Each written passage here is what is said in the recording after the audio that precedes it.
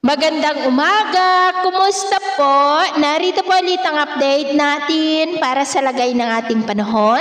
Ngayong umaga po ng September 28, 2025. Sa ngayon po ay walang sama ng panahon sa loob at labas ng ating area of responsibility na maaari na makaapekto dito sa ating bansa for the next 3 to 5 days. Ang bagyong Opong ay nagbabanta na po na mag-landfall dyan sa may Vietnam at easterlies ngayon ang hangin na umiihip lalo na sa silangan ng ating bansa. Ito po ay mainit na hangin na nanggagaling po dyan sa may Pacific Ocean. At sa ating long range forecast, consistent pa rin na may namamataan dito na posible muli ng pamumuo ng mga sama ng panahon sa silangan ng ating bansa sa susunod na mga araw na malaking banta po dito sa atin at ang development ng mga yan ang ating babantayan kung matutuloy o hindi at ang susunod na bagyo ay tatawagin po sa local name na Bagyong Paulo. At sa lagay ng ating panahon, ngayong madaling araw ay maayos naman ang panahon sa malaking bahagi ng ating bansa maliban lamang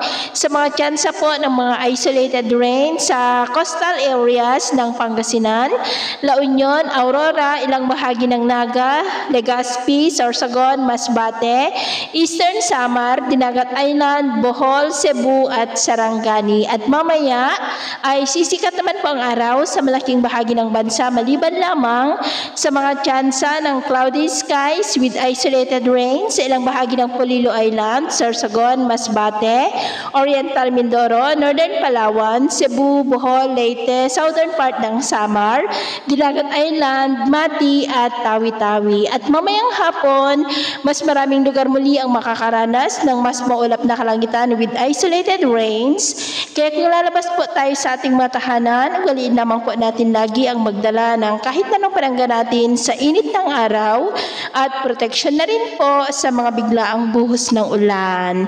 At sa atin naman po mga baybayin, wala po tayong nakataas na namang gale warning signals, pero ba yung pag-ingat lamang po kung papalaot tayo para mas makaiwas sa mga sakunang pangkaragatan.